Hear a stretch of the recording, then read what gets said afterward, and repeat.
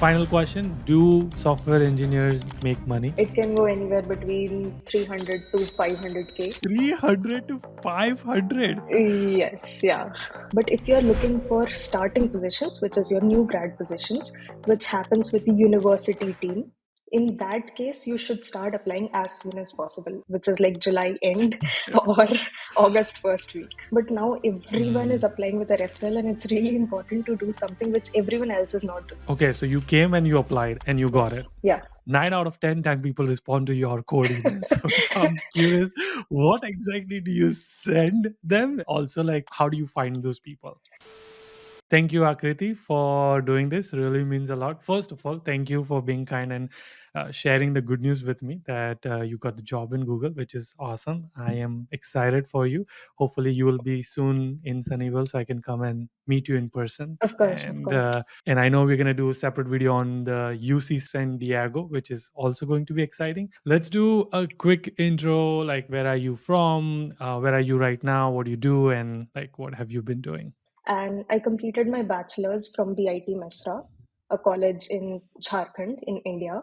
And currently, I'm pursuing my master's in computer science at the University of California, San Diego, with a specialization in systems. It's a very generic computer science degree, but we get to choose a depth area. So, my depth area is systems. And I'm headed towards a job at Google in the Bay Area. And it's a software engineer 3 position. So, yeah, that's mostly it. That is awesome. So software, I mean, I think people might not know what a software engineer 3 is, like a senior software engineer, and not the one which people typically get is software engineer 1 or 2. So that is awesome. I'm so excited. Did you have any like work experience? 2 Two years. years of Gotcha. work experience at Walmart in India, and I was working as a backend software engineer. So here the criteria is you should be 2 years or more. So for me, it was just 2 years and 1 month. So that is why I was eligible for software engineer 3. Is it harder interview process for software engineer 3 versus software you I don't know if you know that.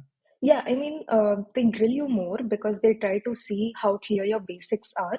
In some companies, they ask you for system design, but Google does not ask you software system design for L4 position, which is the software engineer 3 position. Okay, now you did your masters in use computer science, but then you chose a specialization. Again, I know we're gonna cover this in a separate video.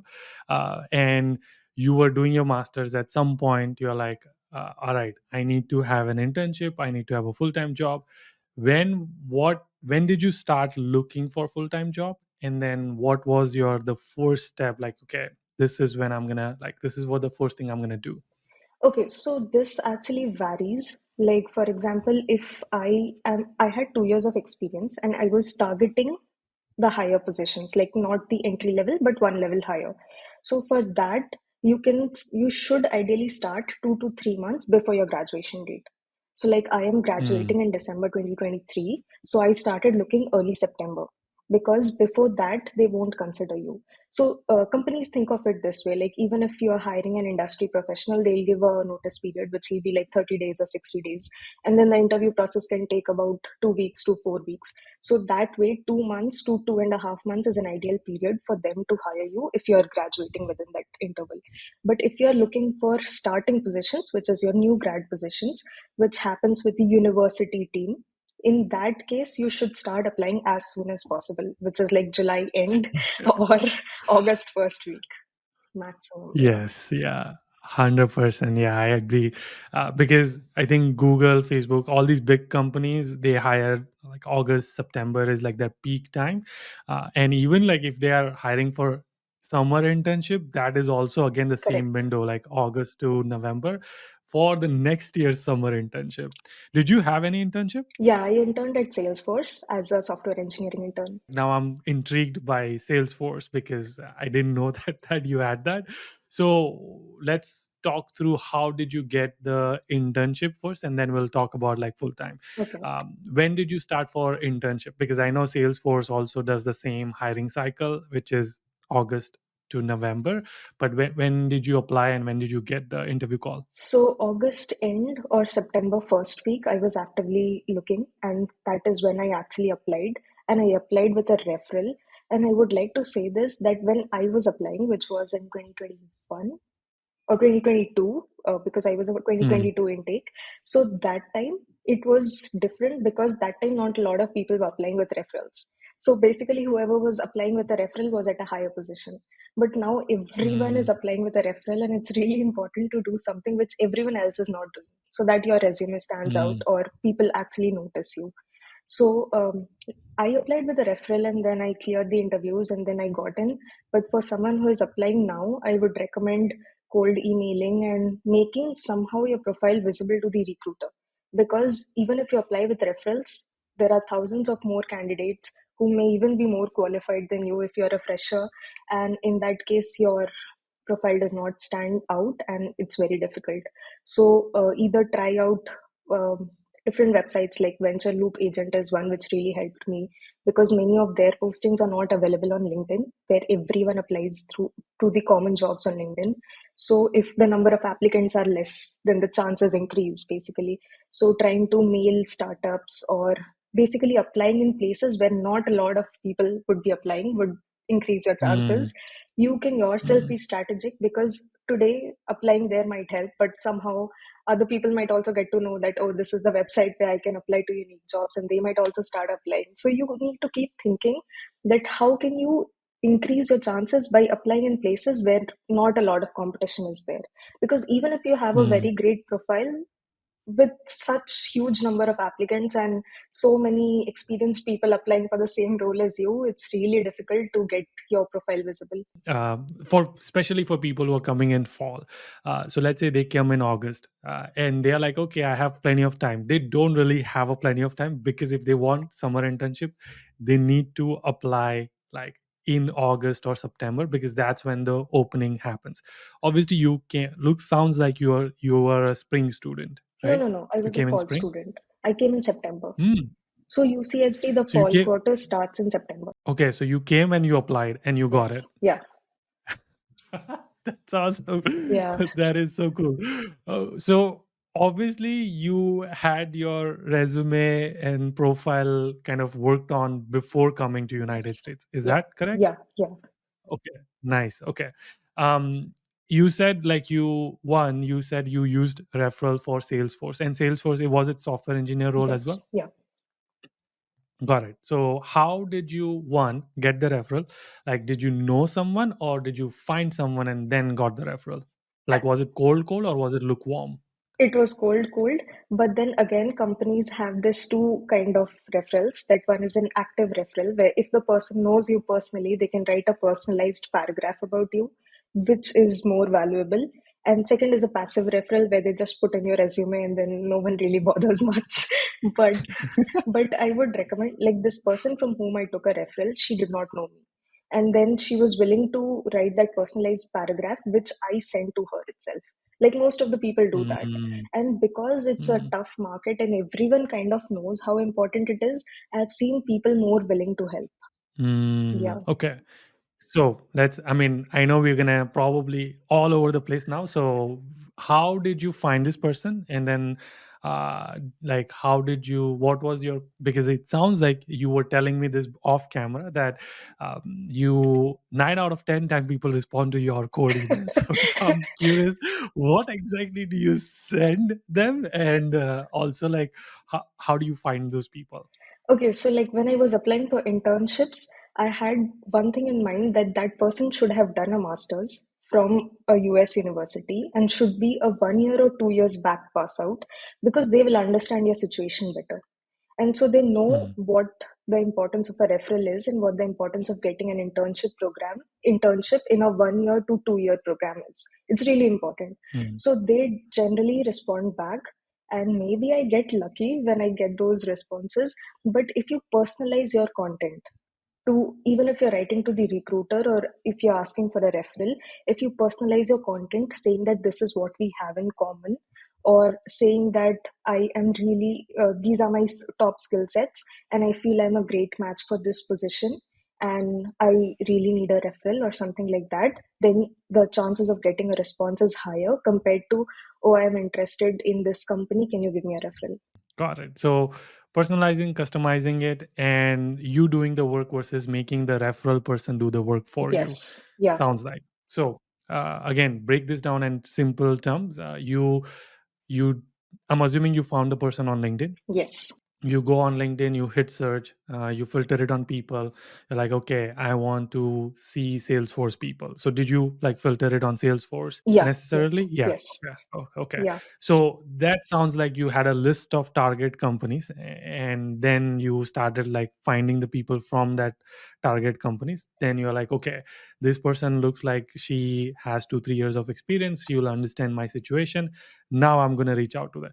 But it wasn't like, hey, is there anything available in your company? I Yeah. would be great fit. You also did the research of like, here's the position, here's why I'm good fit for it, and would you be able to connect with me?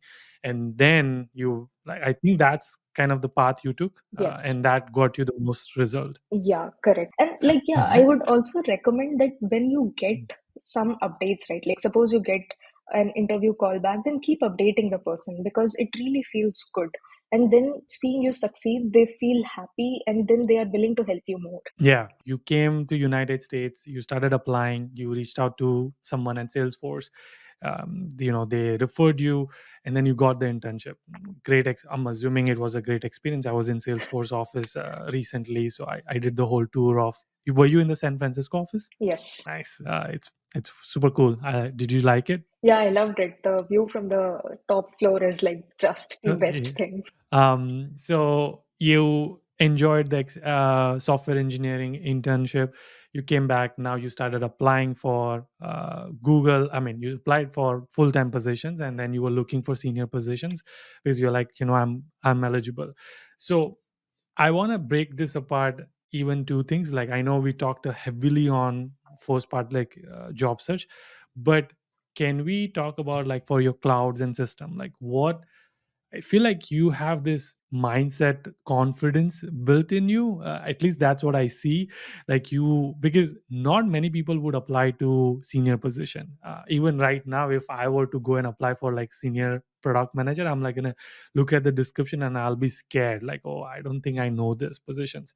Did you, when you were reading the description, did you feel those things, or you're like, oh, I know these things? If there were 7 8 requirements, so first of all, every big tech company, they'll have generic set of requirements. So only when you Hmm. actually enter the team matching phase, then you know what specific that team does and what their requirements are.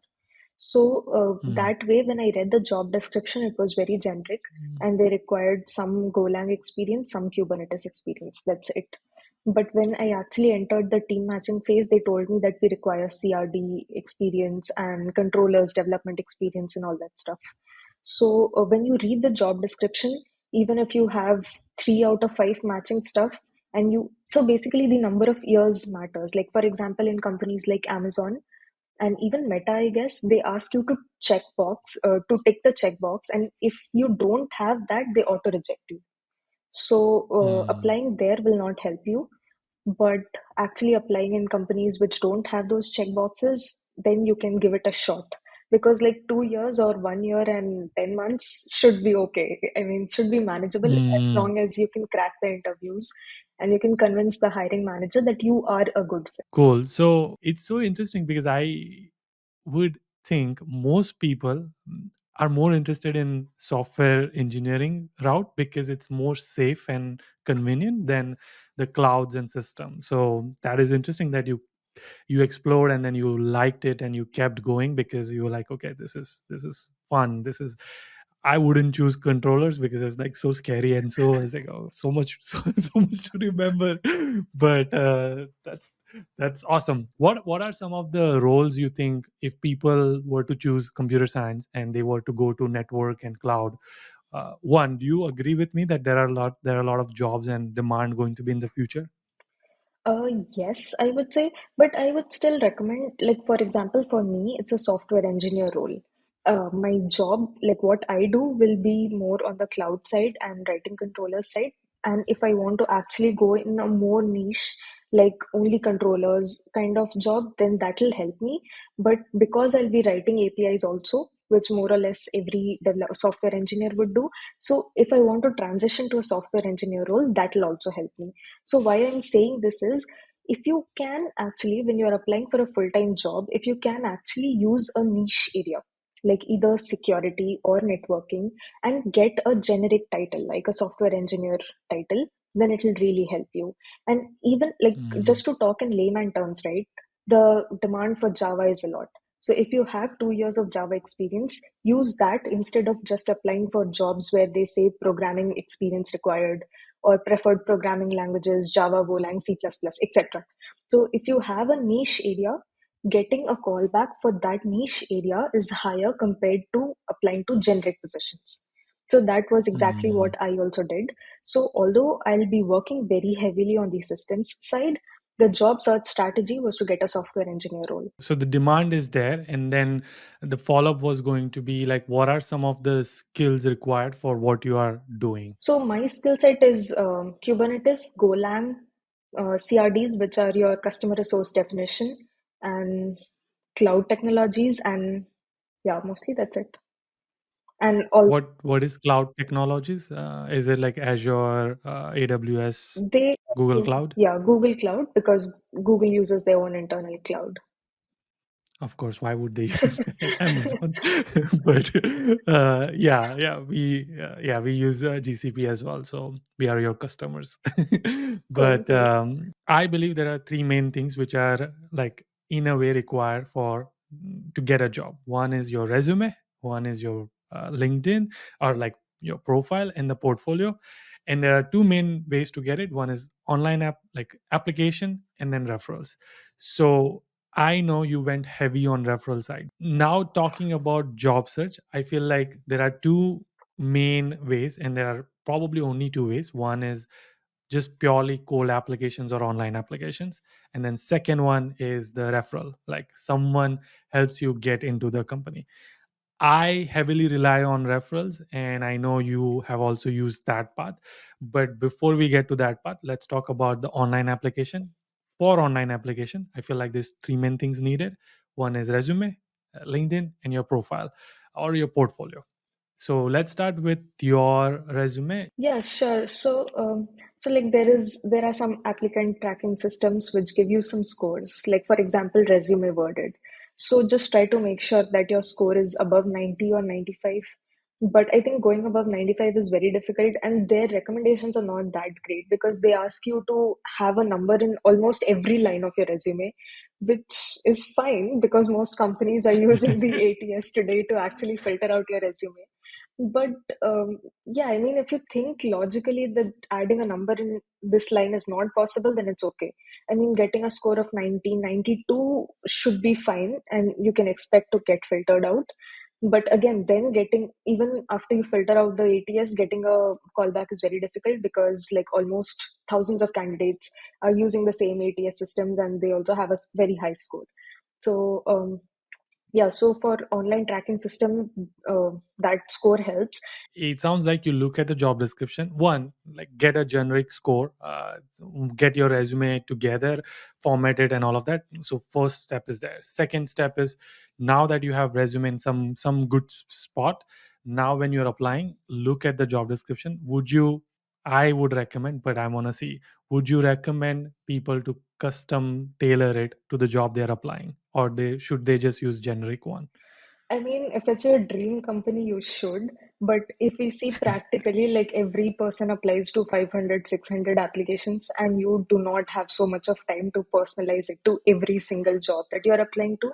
So I Mm, had one basic template which had the actual, so basically the jobs which you would be applying to, you would be looking for similar things. So those yeah. keywords should be present in one template of yours. And then if it's a dream company and then they ask you two, three things extra in the job description, then you can customize it according to them and then send that resume. But I did not put in so much of effort because like internship time, I was, even in internships, I was not writing a personalized tailored resume for every single company. But like when you do full time, like when I was doing full time, I had the subsidized a very small set of companies, and so for them I did these things two or three times. And how many companies did you apply? For full, 500?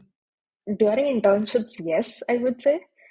But for full time, I kind of knew very early on in September that I would get a return offer from Salesforce. And but I did Mm. not have the letter in hand. So I was applying to some companies randomly without referrals, which were small companies, and I did not bother much about them.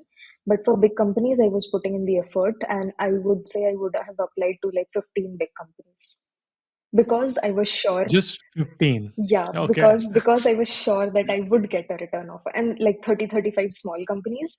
But if you do not have anything in hand, then you should just go crazy and apply to every single thing which you see. Right, right. Okay, cool. Can we see your resume and see like how you structured it? Yes, of course. So, yeah, so this is the doc version of my resume. Because I was a university graduate, so like I am still in university, so I had my education section first, and then I had these technical skills. Now, again, I was looking specifically for Golang programming language, so I had Golang first. But in some companies which they required C++ as the basic language, I had C++ first. And then tools, REST APIs is a keyword which you'll find in every single job description for a software engineer if it's a backend role. So you need to have that. Then AWS, Git, all these are very common actual words which I pulled out from job description across companies, and all of that is present in here. This kind of helps my resume shortlist from the ATS stage. And then because I was looking for cloud roles, so I had cloud computing here. And yeah, these were things which I was targeting. So someone, for example, if they are a backend software engineer, then they can put backend software engineering here, if that helps. Mm, Yeah. mm, And mm, then coming on to professional experience, initially I had a lot of stuff here, like bracket some technologies and stuff, but eventually it became too congested, and I feel people would not have wanted to look at it. So I kind of removed everything and tried to make it clean so that if a person is just looking at it, they are able to pick up keywords. Like, for example, network mm, security is something I am interested in, so I just have that here. Although putting a team, so this is the name of my team, although generally most people don't put it, but because this is the only thing that I'm putting in bold, so I had the name of the team because it has the keywords which I want. And mm. so yeah, short. Yeah, and I like that even in your Salesforce experience, it doesn't have like a lot of quantifiable, like, helped with revenue or cost or something like it Yeah. purely is very technical, like engineered a production ready microservices so that you could do this conducted experiment with, I think again you're using the keywords even in your Yes. bullet points which Correct. are there in the job description. So it's not just that putting it in the skill section, but Yes. how did you use your skills in the bullet points is very important. Correct. Right. Because if you just put in some content here which does not really add any value, then it consumes a lot of space on your resume. Yeah, yeah, and then again, obviously in Walmart, you actually have more quantifiable, like Yeah. numbers. What basically? Yeah. Yeah. So nice. Okay. So then work experience, and then you went to projects. Okay, Yeah. gotcha. Yeah. Then awards and achievements. Yeah, and Nice. I would definitely recommend this that if you have some awards and achievements, definitely put it as a separate section because most people don't have this because they do not have such achievements which they can put in a separate section. But if you have this, your resume stands out. Yeah. And another thing I noticed is the GitHub link for each of your Yes, project, which means you have hosted the code so that people can see, like, it's not just like, words. I can actually go and see the code. correct. Yeah, and another thing is like if you can, like I did not have space. So if someone has your paper resume, they cannot really click on this. So if you can somehow put in some meaningful name so that if they can just type that in if they do not have your online version of the resume. Cool. Okay. So you did, so for online, obviously it's the resume, and then LinkedIn. Again, people can go to LinkedIn and scan our LinkedIn profile. And then comes the total portfolio, which in your case, portfolio is the GitHub profile, lead code, if you have one. Those would be, I would consider, as a portfolio. For product managers, it could be different things. Anything would you think of, like, for online application? Is it just Yeah. purely numbers game, job description? I would say add as much details as you can add. Like, for example, when you say portfolio, I was considering it to be a website. Like, I have my own website, which I have hosted Hmm. on GitHub. And I really feel that even if you have a very simple, plain, basic website, but have it. Because if you notice in Yes. most of the applications, they have a specific field where they ask you for your website URL.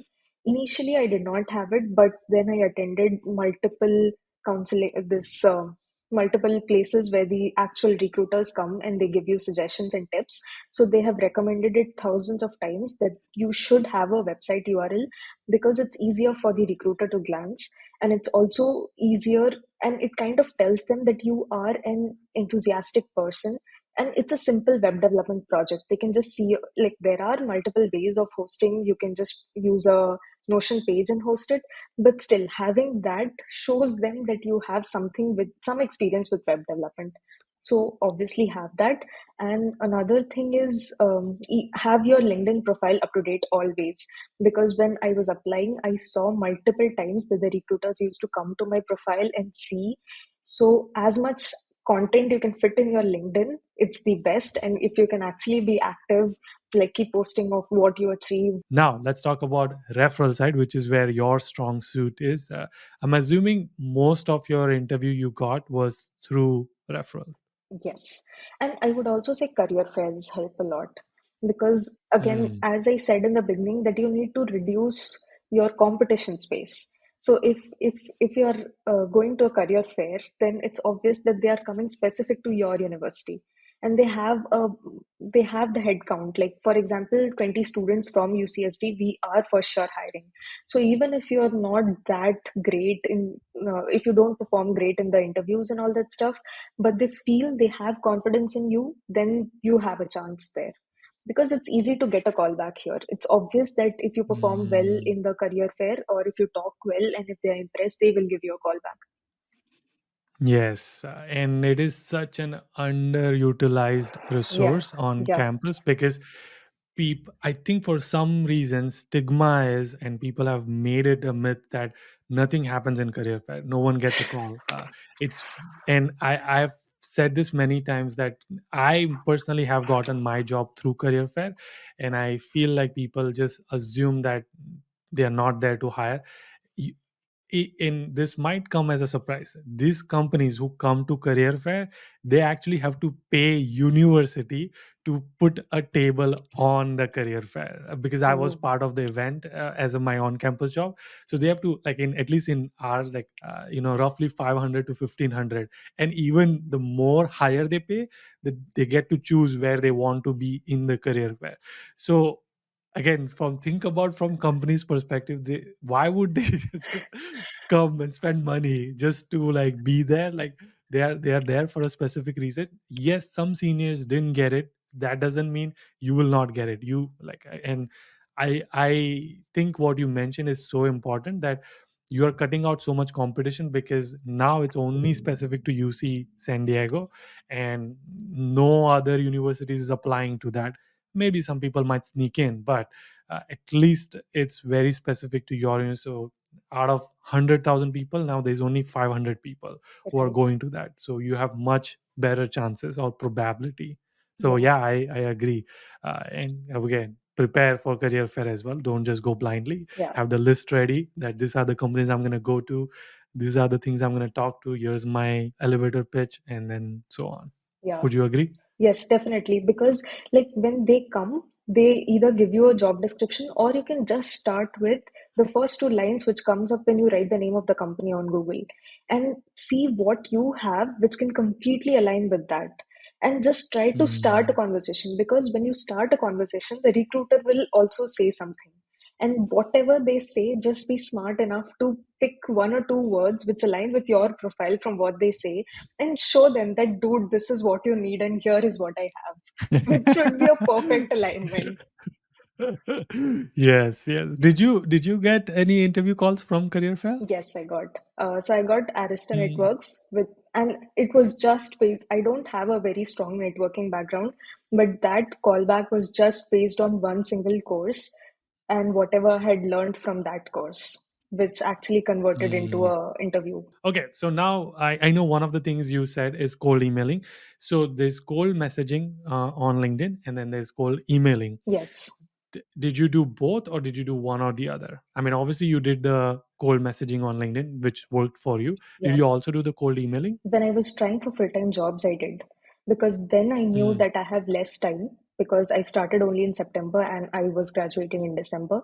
And also, if you have, like, I knew I'll get a return offer from Salesforce. So I knew that if I accept that, I cannot even renege. So I again even had a shorter timeline. So yeah, I did cold email. Can you explain what is cold emailing? Yeah. Because I know cold messaging is like you find a person, you see the relevance, and then you message them. Like, how did you find people? How did you find their email? What email did you use, and all of that? So I would say seniors are your best bet when it comes to this, because Mm. if your seniors have received an interview or some recruiter has contacted them, they have their emails, which they might be willing to share with you because they are your university seniors and they understand what you are going through. So again, people here are very much willing to help. You just need to know what to ask, how to ask, and be able to reciprocate when someone else needs you. That's all you need. And so yeah, they will have the email IDs, which will be helpful. And if the recruiter is asking you for anything, you can also say that yes, this is my senior, and you can give your senior reference. That's absolutely fine. And then you get the email IDs, and then you message them, and when you email them. And when you're emailing, again, be very very specific. Tell them that this particular job I am interested in, and show that these are the projects which I have done, which have given me these skills, and this aligns with this particular requirement of your job description. So the more Mm. coherent and aligned it is, the higher your chances are. Wow. Okay. So this is different than what I was thinking. I wasn't thinking what you said. So what you're saying is you look up your seniors and you're like, okay, this person has gotten a job in Google. So that means this person have already talked to hiring managers and recruiters. So you would reach out to them and ask them like, hey, if they're willing to share the Yes. email Yeah. of the recruiters and hiring managers, Yes. and if they are, then you cold email them saying like, hey, I got your contact from so and so, if you want to. Or you're purely cold emailing like, I found Yes. your email, and then you send them. That is an interesting strategy. I thought what you were gonna say which is also another strategy which works for people, and people have said that that has worked for them, is that you look up that, okay, this is the hiring manager. So you find a software engineer position, and sometimes LinkedIn will say like, okay, this is the hiring manager. So then you go to some of the website where you can find the email address from the website, right? So you find the email address and then you do the cold emailing, which again is the same concept, but you're getting the email is a different way, which again, yeah, that is an interesting way to, like, I never thought of it, but now I was like, oh yeah, that is smart.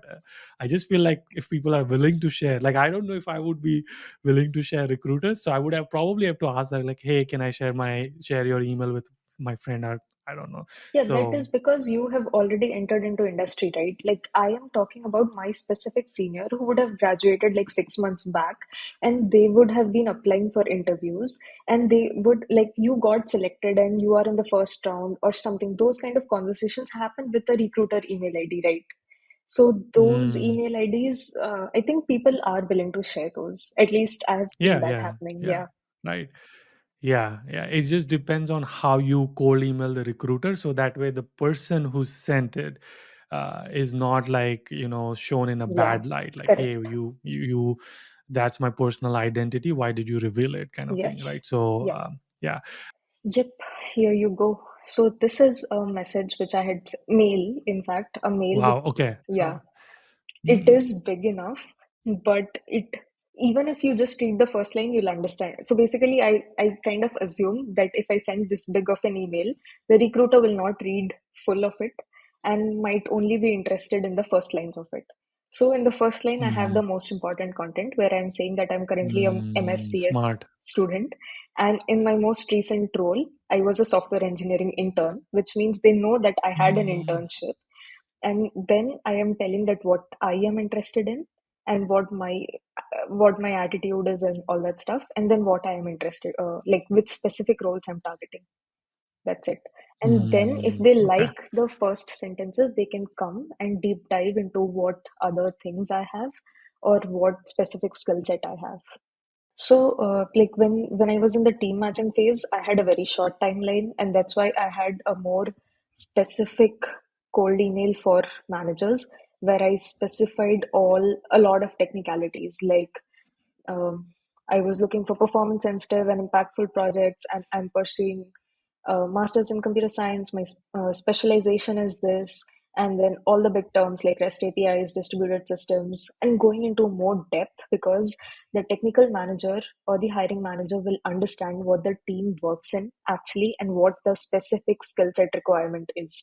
Like the recruiter might not Mm. understand these words very well, but the technical manager might be on the lookout for these. So having these on an email to a manager might again increase your chances. Google has the team matching, but I don't. I think Amazon might have to. I'm not sure. Like there are few companies who do team matching, but not every company has it. So, but again, you can use the same technique where people have posted on LinkedIn, right? Like you can go to LinkedIn, click on search, and just say, or like type hiring software engineer, and then there might be hiring managers who have posted that.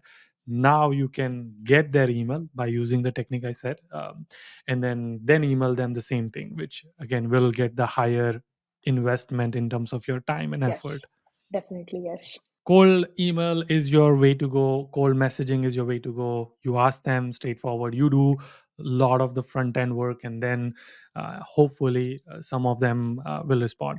I know not everyone will respond. How did you like keep going, motivate yourself, like okay, out of 10 people, only in your case 9 were responding, so you didn't really need motivation. So Yeah. but but what advice would you say for people who might not be getting responses? I mean, I would say that you're not the only one. There are a lot of people, and not just you, people who have been in the industry who got laid off. They are also going through the same thing where they don't really get callbacks or responses.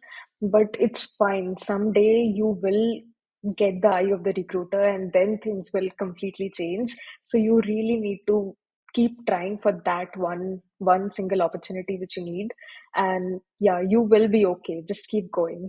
Okay, so now what was the preparation that you did to do? What kind of things you did to prepare for it? And then we'll talk quickly about interview like rounds and all of that, and then we'll go from there. But Okay. what how did you prepare for this? Because obviously you targeted like big companies, Salesforce and Google, and they have extensive interview process. So how did you prepare for these? So for full time, it'll be more rigorous and it'll primarily be lead code. So lead code prepare a lot, like 500 plus questions is a very normal thing. Like I would say almost everyone does it, but don't go by the number, go by the quality of the questions. Like for example, I would Mm, suggest the blind 75 or the 150 list because that has a very good quality of questions and it's like diverse. Like if you just do, like I would say I did not do anything much except for the 150 list, but I did that list 2 3 times. So like if you do the same question after 3 months, you might not remember exactly what the concept was, but if you keep practicing, your muscle memory gets it hard and then you know how to apply it very well. So mm, I would really recommend that Neat Code 150 list, and it's also great now because there are videos available. So you don't even need to keep struggling. You can time bound yourself and see the videos which are really good and explanatory, so that you can learn from it. And like after I started, so first I was doing lead code, this Neat Code 150 list, and then after I started getting interview calls, so I was filtering by the company and then trying to do the most frequent ones. Like after you filter by the company, also there are different filters. Then you try to sort them by frequency and then do those like 30 questions of each company. That will be good enough. Mm. And the topics like graphs and dynamic programming is a must, must, must. Like I was asked dynamic programming in many interviews.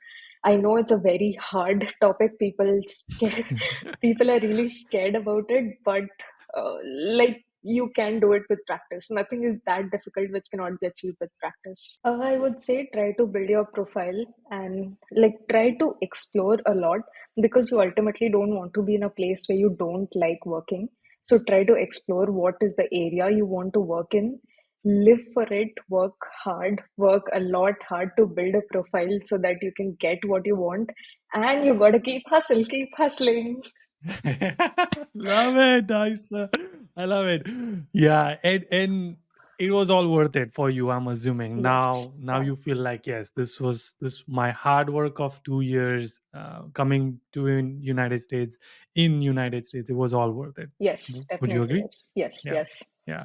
I know the times you would feel like giving up, you would feel like, okay, this is nothing is working out, like I'm not good enough. There's gonna be self-doubt coming in, but you just gotta keep smiling and you gotta keep hustling, Yeah. like I say. So no, that's awesome. I forgot to ask you, did you because you were a googly and you obviously were confident, you had Salesforce in your pocket as well. So did you negotiate your salary?